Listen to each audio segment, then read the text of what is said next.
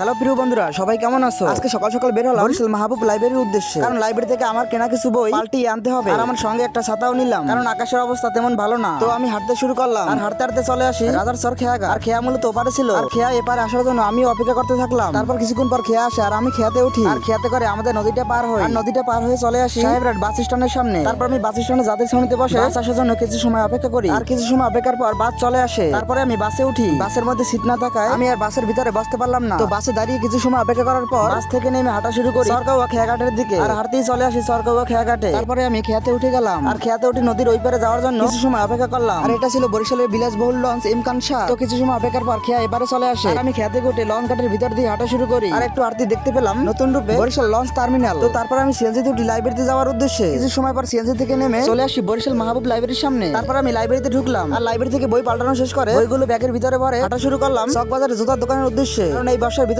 পায়ে দেওয়ার জন্য এক জোড়া স্লিপার লাগবে, তাই তো হাঁটতে হাঁটতে জুতার দোকানের সামনে চলে আসি। আর বর্ষায় পায়ে দেওয়ার জন্য এক জোড়া জুতা কিনি। তারপরে আমি বাড়িতে চলে যাই।